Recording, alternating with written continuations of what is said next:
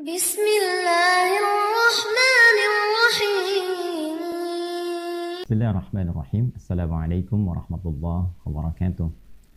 Alhamdulillahi rabbil alamin. Wassalatu wassalamu ala nabiyyina wa sayyidina Muhammadin wa ala alihi wa sahbihi wa dhurriyyatihi wa ummatihi ila yaumiddin wa ba'd.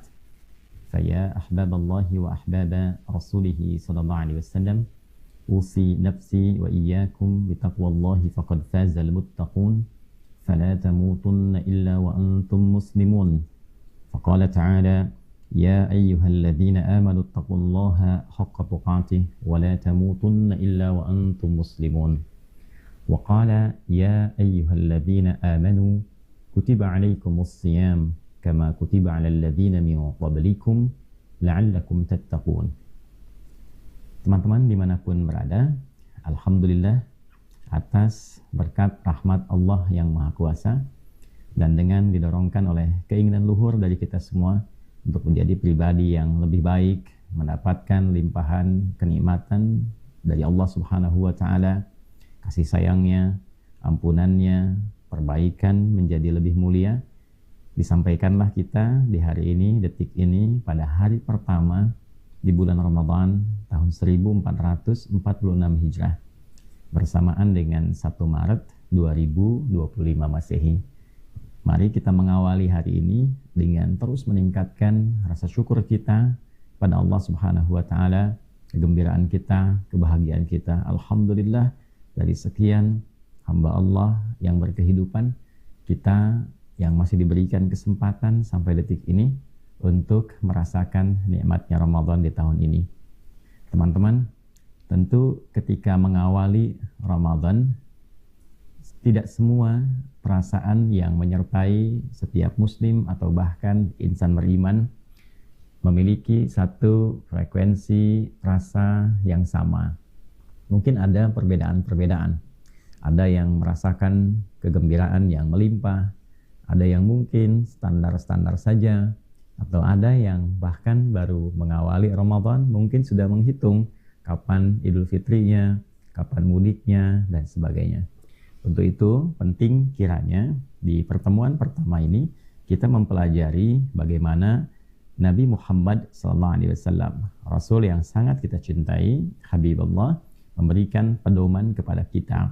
Sehingga dengan pedoman itu kita memiliki satu rasa, kita memiliki frekuensi yang sama untuk bisa menikmati Ramadan, untuk bisa mendapati keistimewaan-keistimewaannya, terlebih banyaknya limpahan kemuliaan yang tentunya bagi kita insan beriman sudah pasti mengetahui dengan informasi yang terus berulang setidaknya setiap tahun menjelang akan kemuliaan Ramadan, baik dari pagi, siang, sore, bahkan hingga malamnya. 24 jam, banyak sekali kemuliaan yang telah disampaikan oleh para guru kita, mengingatkan berbagai riwayat yang tersambung pada Rasulullah SAW. Hari ini kita akan belajar tentang doa pertama yang disampaikan, ditunjukkan, dipraktekkan, dan dicontohkan oleh Nabi Muhammad SAW kepada kita semua sejak pertama kali melihat, menyaksikan hilal awal Ramadan. Dengan doa inilah diharapkan kita bisa mendapatkan satu rasa, satu frekuensi yang serupa seperti diisyaratkan Nabi untuk menikmati Ramadan. Referensi doa ini kita bisa temukan di antaranya pada hadis riwayat Al-Imam At-Tirmidzi radhiyallahu taala anhu, nomor hadis 3451. Hadis riwayat Al-Imam At-Tirmidzi, nomor hadis 3451. Demikian juga nanti Imam Ahmad meriwayatkan dalam musnadnya. Demikian Imam Ad-Dailami meriwayatkan pula dalam kitab sunannya. Nah, teman-teman, seluruh riwayat ini nanti tersambung pada sosok sahabat mulia namanya Sayyidina Thalhah bin Ubaidillah, salah satu di antara 10 sahabat yang melalui lisan Nabi SAW dijamin masuk surga tanpa hisab, minal mubasysyirina bil jannah, yang diberikan kabar gembira melalui langsung lisan Rasulullah SAW. Sahabat yang sangat mulia, beliau dalam catatan sejarah terdokumentasikan lahir di kisaran 28 tahun sebelum hijrah, termasuk golongan orang pertama yang masuk Islam. Dari 40 orang as-sabiqun al-awwalun, beliau itu termasuk di golongan 8 orang pertama. Wafat tahun 36 hijrah, kemudian mengikuti perjalanan kehidupan dakwah Nabi SAW, menyertai bahkan pertahanan-pertahanan yang dilakukan oleh umat Islam dipimpin oleh Nabi ketika banyak sekali serangan-serangan, banyak sekali bukan hanya provokasi tapi tindakan-tindakan yang sangat menyulitkan umat Islam. Satu kali saja beliau tidak menyertai ketika berada di Syam dalam peristiwa Badar. Kemudian terluka dalam beberapa kesempatan sehingga ada bagian tangan beliau yang terluka, dan itu terbawa sampai kehidupan beliau sampai menjelang wafatnya, sehingga Nabi pun memberikan komentar, jika Anda ingin melihat seorang syahid yang berjalan, beraktivitas di muka bumi, maka lihatlah kepada Talha bin Ubaidillah. Dan juga beberapa riwayat sampai kepada kita yang viral di kalangan sahabat, jika Anda ingin menyaksikan orang yang sangat dermawan, orang yang konsisten dengan kebaikan, orang yang konsisten dengan kemuliaan Islam, orang yang konsisten dengan perjuangan hingga wafatnya, maka pandanglah Talha bin Ubaidillah. Wafat beliau dalam satu peristiwa fitnah besar, dan wafat dalam keadaan mulia seperti yang Nabi SAW isyaratkan. Jika Anda ingin melihat sosok syahid yang beraktivitas, berjalan di muka bumi, yang nampak semua keteladanan nilai keislaman pada dirinya, seperti dicontohkan dan diajarkan Nabi SAW, maka itulah Talha bin Ubaidillah radhiyallahu ta'ala anhu. Dan teman-teman, yang paling menarik adalah di antara sekian perjalanan kehidupan beliau, beliau mendokumentasikan satu pedoman, satu petunjuk, satu doa yang disampaikan oleh Nabi SAW dalam pembuka Ramadan, bahkan saat melihat hilal pertama Ramadan. Dan inilah yang kelak didokumentasikan oleh Al-Imam At-Tirmidzi dan juga Imam Ahmad, demikian pula Imam Ad-Dailami dalam kitab-kitab hadis mereka yang bisa kita lacak dan bisa kita akses, bahkan bisa kita runtut riwayatnya sampai dengan bertemu kepada Nabi SAW, dari sifulan sampai ke Nabi. Nah, selanjutnya setelah kita mengetahui itu semua, saya memohon izin untuk menyampaikan rangkaian transmisi periwayat ini dulu untuk menunjukkan satu, betapa kuatnya referensi yang tersambung dalam ajaran-ajaran Islam pada penutur awalnya. Tidak ada satu rangkaian ibadah dalam Islam, khususnya yang pokok, yang tidak disertai dengan periwayat yang tersambung kepada Nabi Muhammad SAW. Semuanya runtut untuk menunjukkan orisinalitas, validitas, kredibilitas, sekaligus yang paling mudah dipahami untuk menunjukkan bahwa agama ini benar, petunjuknya benar, dan disampaikan oleh orang yang benar dengan cara yang benar, dan bisa kita temukan sampai bahkan kita berhidupan kini dan yang akan datang. Setelah itu kita pelajari inspirasi dari orang yang meriwayatkannya. Kok bisa orang ini meriwayatkan informasi dari Nabi? Siapa beliau? Apa pujian Nabi untuk beliau? Bagaimana kehidupannya? Nah, ketika kita memilih profesi yang sama dengan sosok periwayat ini, kita tiru keteladanannya sehingga kita bisa termasuk dalam ruang yang dipuji oleh Nabi SAW melalui sifat-sifat dimaksud. Baik teman-teman sekalian, kita masuki keterangan Nabi-nya. Dan ini biasakan oleh teman-teman yang saya coba contohkan untuk membawa mushaf juga, supaya nanti ketika kita membahas ada keterkaitan, ada korelasi, dan ada kemudahan ketersambungan kita untuk mengakses referensi-referensi yang mungkin bisa kita raih. Qala, kemudian kita sambungkan qala itu untuk menyambungkan sanad ya. Nah, qala al-Imam At-Tirmidzi rahimahullahu taala, kemudian sanadnya langsung saya sambungkan ke Talha bin Ubaidillah radhiyallahu taala anhu. Qala, hadis riwayat sahabat Talha radhiyallahu taala anhu bin Ubaidillah, beliau menyampaikan annan nabiyya sallallahu alaihi wasallam, sungguh saya tegaskan dan tanamkan pada hatimu yang paling dalam bahwa Nabi sallallahu alaihi wasallam itu idza ra'a, ya, annan nabiyya sallallahu alaihi wasallam kana idza ra'al hilala, adalah kebiasaan beliau jika setelah menyaksikan hilal pertama di bulan Ramadan, maka qala, beliau kemudian menunjukkan kepada kita, mencontohkan dengan doa. Apa doanya? Allahumma, ya Allah. Jadi Allahumma itu bentuk halus, bentuk tawadhu, bentuk merendah, bentuk permohonan yang tinggi. Asalnya dari kata ya Allah, kemudian disatukan. Jadi dua kata, ya Allah, kalau disatukan itu menjadi Allahumma. Bentuk standarnya ya Allah. Jadi kalau ya Allah itu bisa digunakan dalam bentuk standar kehidupan untuk menunjukkan fitrah kita sebetulnya tersambung dengan Sang Pencipta. Ya kan? Misal begini, ketika Anda keluar terus mendung, tiba-tiba lisan Anda refleks mengatakan ya Allah mendung, ya kan? Nah, sebetulnya itu gambaran bahwa kita itu bertuhan. Itu gambarannya. Kita itu menghamba. Kita itu punya fitrah kebertuhanan. Ya kan? Bahkan ketika kita melihat sesuatu yang indah pun kita mengatakan ya Allah. Ya kan? Orang-orang Arab itu suka refleks. Walaupun dengar suara bagus dia katakan ya Allah gitu kan. Nah, Allah gitu. Itu menunjukkan sebetulnya dia bertuhan. Ya, jadi kalau terasa sesuatu yang kurang enakan keluar kalimat itu koreksi secara pribadi supaya kita menjadi lebih baik. Kalau kita menyaksikan satu kebaikan keluar kata itu menunjukkan bahwa dalam diri kita ada kemampuan untuk memuji Allah, untuk menghamba. Puncaknya adalah kenal Allah, ma'rifatullah. Nah, setelah kenal, kemudian kita ingin terkoneksi kepada Allah dengan cara yang baik, memohon segala kemuliaan, maka gabungkan kata ya dengan Allah itu menjadi Allahumma. Nah, kalau sudah menjadi Allahumma, ini bentuknya, ini bentuk ketawaduan, bentuk kerendahan diri kita, bentuk kehalusan, bentuk kehambaan. Jadi kalau berdoa menggunakan kata Allahumma, maka merendahlah kita, menghamba kita, dan tawadhu'lah dalam memohon. Itu maksudnya.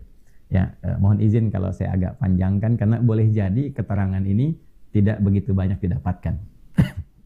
Beliau kemudian berkata, qala Allahumma ahillahu alaina. Ya Allah, mohon hadirkan awal Ramadan itu kepada kita semua, kepada kami ya Allah. Nah, ini menunjukkan kita memohon kepada Allah untuk kebaikan yang merata. Nah, ini petunjuk di dalam Islam, kalau berdoa itu diupayakan tidak untuk maslahat sendiri saja. Ya, kita berharap setiap orang bisa mendapatkan peluang kebaikannya. Karena itu seringkali kita dapatkan di dalam Al-Quran doa-doa yang diiringi dengan kata gantinya, dhamirnya menunjuk kepada banyak. Nah, kan? Rabbana atina fid dunya hasanah wa fil akhirati hasanah wa qina adzabannar. Nah, kita ya Allah mohon anugerahkan kepada kami. Ya, saat kita menyebut kami itu rasakan, bayangkan bahwa kita, keluarga, teman-teman, kerabat, orang-orang Islam dimanapun berada, orang-orang beriman, kan, dianugerahkan kebaikan di dunia, kemuliaan di akhirat. Nah, itu spiritnya. Ya Rabbana la tu'akhidna in nasina aw akhtana. Ya Allah, kalau kami ini keliru karena lupa, ya maka mohon jangan dihukum dengan kekeliruan itu karena lupa itu yang menyebabkan kami berbuat salah. Nah, itu sertakan. Ya, bagaimana dalam rangkaian kehidupan mungkin pernah berinteraksi, kemudian ada kekeliruan yang berpotensi melahirkan kesalahan, ya, maka kita memohon dengan kalimat yang luas. Nah, di sini Allahumma ahillahu alaina. Ya, Nabi mengajarkan bagaimana doa itu dipancarkan aura kebaikannya untuk semua, untuk semesta. Ya Allah, mohon hadirkan awal Ramadan itu sejak nampak hilal pertamanya. Hadirkan awal Ramadan ini kepada kami semua. Ya, inilah kelembutan Nabi, terbiasa membawa semua bagian hamba Allah untuk mendapatkan rahmatnya. Termasuk dalam peristiwa Isra Mi'raj, ya, ketika Allah mengatakan Assalamu alayka ayyuhan nabi wa rahmatullah wa barakatuh. Ya, Allah memberikan satu pujian, satu kemuliaan, satu jaminan kebaikan kepada Nabi Muhammad sallallahu alaihi wasallam dengan kalimat langsung Assalamu alayka. Semua jenis salam dianugerahkan kepadamu wahai Muhammad, ya kan, sallallahu alaihi wasallam, dan rahmat Allah dan keberkahannya. Dan Nabi menginginkan, memohon kepada Allah supaya rahmat itu disebarkan pula bagi seluruh kalangan makhluk-makhluknya. Assalamu alayna wa ala ibadillahi salihin. Ya Allah, anugerahkan pula semua kebaikan yang terkandung dalam kata salam itu kepada kami hamba-hambamu dan kepada golongan orang-orang yang soleh di antara hambamu. Ya, itulah Nabi Muhammad SAW. Allahumma ahillahu alaina, ya Allah hadirkan awal Ramadan pada kami semua. Kalau kita di Indonesia, kita mohon hadirkan di seluruh bagian wilayah Indonesia ini, kan? Kemudian di bagian-bagian tempat-tempat lain yang baik. Bil yumni, satu, dengan rasa tenang, nyaman, dan nikmat. Ya, bil yumni, dengan rasa tenang, nyaman, dan nikmat. Ini teman-teman pelajaran yang sangat penting karena boleh jadi ada yang mengawali Ramadan dengan perasaan belum tenang. Ya, kemarin yang nunggu-nunggu sidang isbat belum tenang ini, kan? Nah, yang siap-siap menghadapi Ramadan awal belum tenang ini, kan? Nah, jadi bagaimana caranya ketika kita berhadapan dengan awal, apapun kondisinya. Setelah ditetapkan, alhamdulillah tanggal 1 tenang, maka tarawehnya juga harus dimulai dengan tenang. Puasanya dimulai dengan tenang. Ya, ada yang ketidaktenangannya dihadirkan dalam aspek materialistik misalnya. Aduh, bagaimana sahurnya besok, gitu kan? Bagaimana nanti bukanya, bagaimana? Nah, kita memohon yang pertama kepada Allah, diajarkan oleh Nabi bagaimana menghadapi Ramadan ini dari sejak awalnya sudah mendapatkan kenikmatan. Menikmati Ramadan. Ya, ada orang puasa belum tentu menikmatinya.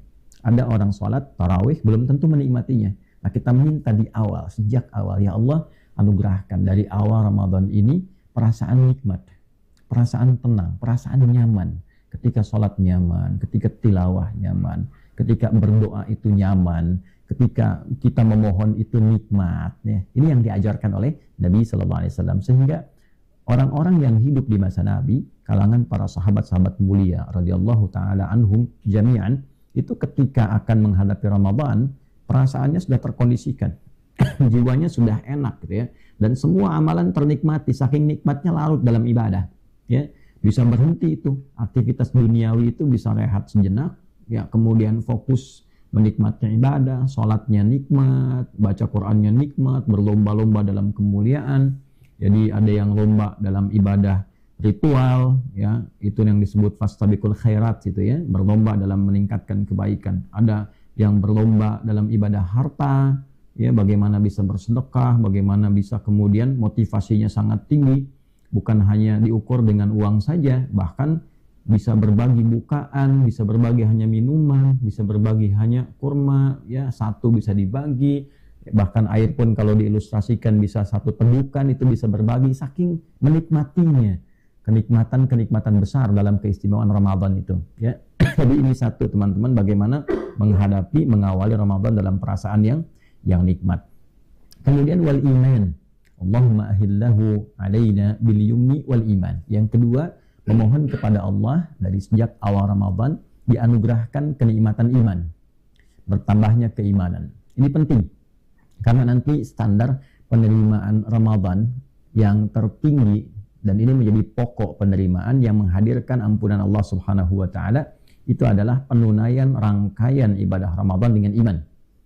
Tegas Nabi menyampaikan dalam hadis riwayat Al-Bukhari, bahkan di hadis Muslim disebutkan juga dari sahabat Abu Hurairah radhiyallahu taala anhu, ketika Nabi SAW menyampaikan, man shama ramadhana imanan wa ihtisaban ghufira lahu ma taqaddama min dhanbihi. Kemudian man qama ramadhana imanan wa ihtisaban ghufira lahu ma taqaddama min dhanbihi. Atau man qama lailatul qadri imanan wa ihtisaban ghufira lahu ma taqaddama min dhanbihi. Siapapun yang menunaikan rangkaian puasa Ramadan, juga demikian sholat malamnya, tarawihnya, yang didasari dengan keimanan. Dia lakukan karena Allah, dia memperbaiki dirinya, maka yang pertama Allah anugerahkan adalah ampunan dari seluruh dosa yang pernah ia kerjakan selama hidupnya. Nah, kita memohon kepada Allah supaya semua tindakan perilaku yang kita kerjakan dalam Ramadan menjadi ibadah yang dilandasi iman. Kalaupun kita bekerja, niatkan ibadah. Jadi kerjanya pakai iman.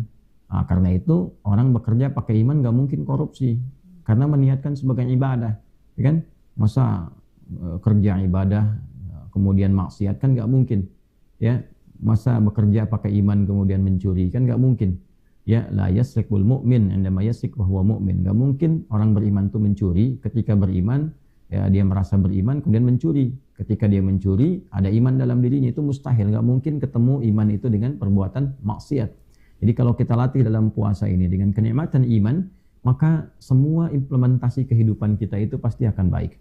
Ya, jadi ayah beriman, jadi suami beriman, jadi istri beriman, jadi ibu beriman, jadi anak beriman, jadi pekerja beriman, pasti baik semua itu. Nah, ini kita sedang berlatih memohon kepada Allah supaya diberikan kekuatan untuk beriman, dan dengan iman itu pembuktiannya amal soleh. Jadi minta sama Allah dari awal, ya Allah, ya bisa meningkat iman sehingga dengan iman itu banyak beramal soleh. Jadi nggak putus. Kenapa ini penting disampaikan? Sebab nanti ada yang dianugerahi secara merata di awal Ramadan semangat untuk ibadah. Tapi klasik nanti nih, ya begitu berjalan, pertengahan, mulai menurun. Kan seringkali dalam ceramah-ceramah kultum kan begitu ya. Atau bahasanya terjadi peningkatan atau kemajuan. Sapnya maju ke depan, ya dari belakang maju. Kan seringkali diilustrasikan demikian. Nah, kita minta sama Allah di awal, dicontohkan Nabi, supaya kenikmatan beribadah itu dari awal konsisten terus, ya sampai pertengahan, sampai ujungnya. Bahkan kalau bisa naik. Inilah doanya. Allahumma ahillahu alaina bil yumni wal iman. Kemudian yang ketiga, wassalamati, dan keselamatan. Ya, keselamatan fisik, keselamatan pikiran, ya keselamatan jiwa. Ada yang imannya semangat, ingin ibadah, kemudian sudah tenang, nyaman, qadar Allah tiba-tiba sakit misalnya, ya, sehingga tidak mampu menikmati itu dengan baik. Maka kita berdoa dari awal, mudah-mudahan saat menjalani Ramadan itu sehat sampai akhir. Ya, pikiran sehat, tenang, ya tidak banyak sesuatu yang mengganggu, jiwa juga sehat. Jadi minta tenang, nikmat, bahagia. Minta kekuatan iman, ikhlas karena Allah, bisa meningkat ibadah. Kemudian disertai dengan keadaan yang sehat, yang prima sampai akhir. Mengerjakan apapun, walaupun puasa, kerjanya tetap prima. Makanya nggak ada yang masuk kantor yang dikejar musola, tidur gitu kan, tidur lagi, ngantuk lagi, nggak ada. Ya dulu zaman-zaman Nabi itu kan aktivitas-aktivitas terpadat dan terkuat justru berlangsung saat Ramadan.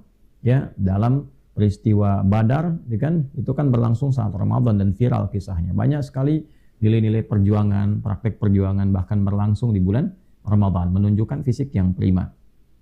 Wassalamati wal Islam, ya kekuatan untuk berislam, jadi muslim yang paripurna. Jadi kalau iman tadi isiannya kepada hati, Islam itu implementasi dalam bentuk amalannya. Ya, rukunnya kan ada 5.